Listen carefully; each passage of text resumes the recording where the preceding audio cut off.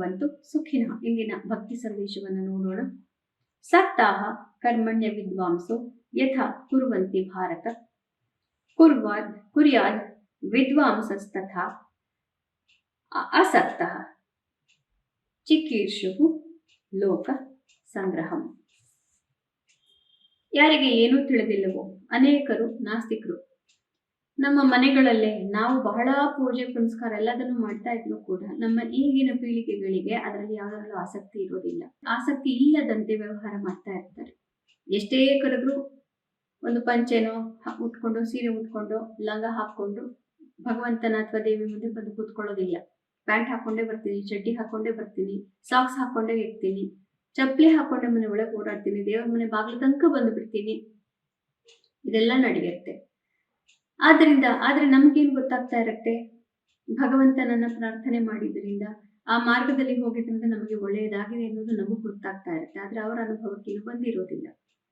ಹೀಗಾಗಿ ನಾವೇನ್ ಮಾಡ್ಬೇಕಾಗತ್ತೆ, ಅವರು ಆಸಕ್ತರಲ್ಲದೆ ಹೋದ್ರೂ ಕೂಡ ಅವರ ಒಳ್ಳೆಯದಕ್ಕೋಸ್ಕರ ನಾವು ಇನ್ನೂ ಹೆಚ್ಚು ಪೂಜೆ ಪುನಸ್ಕಾರ ಮಾಡ್ಲಿಕ್ಕೆ ಶುರು ಮಾಡ್ತೀವಿ. ಅವರಿಗೆ ಗೊತ್ತಾಗಲಿ ನಾವು ಹೇಳೋದ್ರಿಂದ ಏನು ಪ್ರಯೋಜನ ಆಗೋದಿಲ್ಲ, ನಾವು ಆಚರಣೆ ಮಾಡಿದಾಗ ಅವರು ಅದನ್ನ ಮಾಡ್ತಾರೆ ಅಂತ ಹೇಳಿ ನಾವು ಅವರಿಗೆ ಉದಾಹರಣೆ ಮಾಡೋಕ್ಕೋಸ್ಕರ ನಾವು ಪೂಜೆಗಳನ್ನ ಹೆಚ್ಚು ಮಾಡ್ತೇವೆ ಮನೆಯಲ್ಲಿ. ಇದು ಸರ್ವೇ ಸಾಧಾರಣ. ಅದೇ ಸರಿಯಾದ ಮಾರ್ಗ ಅಂತ ಭಗವಂತ ಹೇಳ್ತಾ ಇದ್ದಾನೆ. ಆದ್ರಿಂದ ಯಾರ್ಯಾರು ಮನೆಯಲ್ಲಿ ಪೂಜೆ ಇತ್ಯಾದಿಗಳನ್ನ ಮಾಡ್ಕೊಂಡು ಹೋಗ್ತಾ ಇದ್ದೀರಿ, ಮುಂದುವರಿಸಿ, ಅದನ್ನ ಬಿಡಬೇಡಿ. ಇವತ್ತಲ್ಲ ನಾಳೆ ನಮ್ಮ ಮುಂದಿನ ಪೀಳಿಗೆಗಳು ಅದನ್ನ ಖಂಡಿತವಾಗ್ಲೂ ಅನುಕರಣೆ ಮಾಡಿಯೇ ಮಾಡ್ತಾರೆ. ಅದೇ ಬೇಕಾಗಿರೋದು, ಅದೇ ಗೀತೆಯ ರಹಸ್ಯ. ಇಂದು ಶ್ರೀ ವಿಶ್ವಾವಸುನಾಮ ಸಂವತ್ಸರೆ ದಕ್ಷಿಣಾಯನಿ ಮಂತ್ರತೋ ಮಾರ್ಗಶಿರ ಮಾಸೆ ಶುಕ್ಲ ಪಕ್ಷೆ. ಇಂದು 30ನೇ ತಾರೀಕು ಭಾನುವಾರ, ದಶಮಿ ತಿಥಿ ಮತ್ತು ಇಂದು ಉತ್ತರ ಭಾದ್ರಪದ ನಕ್ಷತ್ರ. ಉತ್ತರ ಭಾದ್ರ ನಕ್ಷತ್ರ, ಯಾರು ಉತ್ತರ ಭಾದ್ರದಲ್ಲಿ ಹುಟ್ಟಿರ್ತಾರೋ ಅಂತವರು ಲಕ್ಷ್ಮೀ ಸನ್ನಿಧಾನವನ್ನು ಪಡ್ಕೊಂಡು ಹುಟ್ಟಿರ್ತಾರೆ. ಆದ್ದರಿಂದ ಉತ್ತರ ಭಾದ್ರ ಬಹಳನೇ ಒಳ್ಳೆಯದಾದಂತಹ ನಕ್ಷತ್ರ. ಇಂದು ಮೇಷರಾಶಿಯವರಿಗೆ ಮಧ್ಯಾಹ್ನದವರೆಗೂ ಕೂಡ ಮನಸ್ಸಿಗೆ ಅತಿ ಹೆಚ್ಚಿನ ನೆಮ್ಮದಿಯಾಗುತ್ತೆ. ಮಧ್ಯಾಹ್ನವಾದ ನಂತರ ಯಾವ ಮಿತ್ರರಿಂದ ನಿಮಗೆ ಒಳ್ಳೆಯದಾಗಿತ್ತೋ ಅಂತಹವರಿಂದನೇ ಮನಸ್ಸಿಗೆ ಬೇಸರವಾಗುವ ಸಾಧ್ಯತೆಗಳು ಇರುತ್ತೆ. ಹುಷಾರಾಗಿ ವ್ಯವಹಾರ ಮಾಡಬೇಕು. ಮುಖ್ಯ ನಿರ್ಧಾರಗಳು ಮಧ್ಯಾಹ್ನವಾದ ಮೇಲೆ ಬೇಡ. ವೃಷಭ ರಾಶಿಯವರಿಗೆ ಮಧ್ಯಾಹ್ನದವರೆಗೂ ಕೂಡ ಕಾರ್ಯಕ್ಷೇತ್ರದ ಜವಾಬ್ದಾರಿಗಳು ಕಾಡ್ತಾ ಇರುತ್ತೆ. ಮಧ್ಯಾಹ್ನವಾದ ನಂತರ ಮಿತ್ರರೊಡನೆ ಬಹಳ ಸರಸ ಸಲ್ಲಾಪಗಳಿಂದ ಸಮಯವನ್ನು ಕಳಿತೀರಿ. ಇಷ್ಟಾರ್ಥ ಸಿದ್ಧಿ. ಮಿಥುನ ರಾಶಿಯವರಿಗೆ ಮಧ್ಯಾಹ್ನದವರೆಗೂ ಸ್ವಲ್ಪ ಅದೃಷ್ಟ ಪರೀಕ್ಷೆ ನಡೀತಾ ಇರುತ್ತೆ. ಮಧ್ಯಾಹ್ನವಾದ ಮೇಲೆ ಕಾರ್ಯಕ್ಷೇತ್ರದಲ್ಲಿ ಜಯ. ಕರ್ಕ ರಾಶಿಯವರಿಗೆ ಮಧ್ಯಾಹ್ನದವರೆಗೂ ಕೂಡ ನಾನಾ ರೀತಿಯ ಕ್ಲೇಶಗಳು ಮನಸ್ಸಿಗೆ ಕಾಡ್ತಾ ಇರುತ್ತೆ. ಮಧ್ಯಾಹ್ನವಾದ ನಂತರ ಭಾಗ್ಯೋದಯವಾಗುತ್ತೆ, ಮನಸ್ಸಿಗೆ ನೆಮ್ಮದಿ. ಸಿಂಹರಾಶಿಯವರಿಗೆ ಮಧ್ಯಾಹ್ನದವರೆಗೂ ಅನೇಕ ರೀತಿಯಲ್ಲಿ ಸೌಹಾರ್ದ ಎಲ್ಲವೂ ಪ್ರಾಪ್ತಿಯಾಗ್ತಾ ಇರುತ್ತೆ. ಮಧ್ಯಾಹ್ನವಾದ ನಂತರ ಸ್ವಲ್ಪ ಅದೇ ಸೌಹಾರ್ದ ದೂರ ಹೋದಂಗೆ ಆಗಿ ಮನಸ್ಸಿಗೆ ಬೇಸರಗಳು ಮೂಡುವಂತಹ ಸಾಧ್ಯತೆ ಜಾಸ್ತಿ. ಧ್ಯಾನಗಳನ್ನ ಮಾಡಬೇಕಾಗತ್ತೆ. ಕನ್ಯಾ ರಾಶಿಯವರಿಗೆ ಮಧ್ಯಾಹ್ನದವರೆಗೂ ಸಾಮಾಜಿಕ ಚಟುವಟಿಕೆಗಳಲ್ಲಿ ಜಯ ಪ್ರಾಪ್ತಿ, ಆರೋಗ್ಯದಲ್ಲಿ ಸುಧಾರಣೆ. ಮಧ್ಯಾಹ್ನವಾದ ನಂತರ ನಿಮ್ಮ ಪ್ರೀತಿ ಪಾತ್ರರಿಂದ ಅಕ್ಕರೆ ಪ್ರಾಪ್ತಿ. ತುಲಾ ರಾಶಿಯವರಿಗೆ ಮಧ್ಯಾಹ್ನದವರೆಗೂ ಹಣಕಾಸಿನ ಯೋಚನೆಗಳು ತುಂಬಾ ಜಾಸ್ತಿ ಇರುತ್ತೆ. ಮಧ್ಯಾಹ್ನವಾದ ನಂತರ ಶತ್ರುನಾಶ, ಮನಸ್ಸಿಗೆ ನೆಮ್ಮದಿ ಪ್ರಾಪ್ತಿ, ಆರೋಗ್ಯದಲ್ಲಿ ಸುಧಾರಣೆ.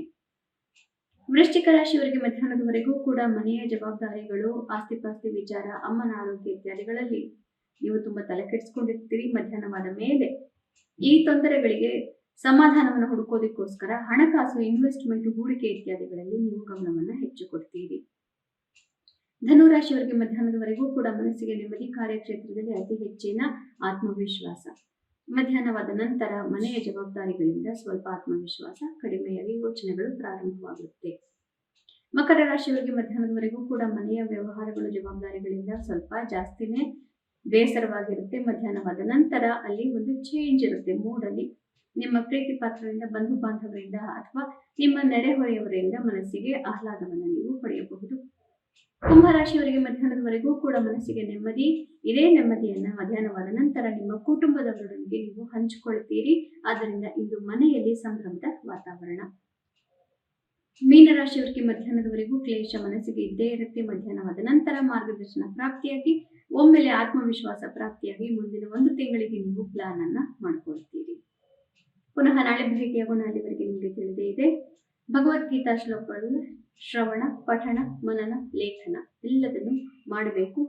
ಜನ್ಮಾಂತರದ ಪಾಪಗಳನ್ನು ನಾವಿದರಿಂದ ಸುಲಭವಾಗಿ ಕಳ್ಕೊಳ್ಳಬಹುದು. ಎಲ್ಲರಿಗೂ ಶುಭ ಮಸ್ತು. ಶ್ರೀಕೃಷ್ಣ ವಿಜಯ.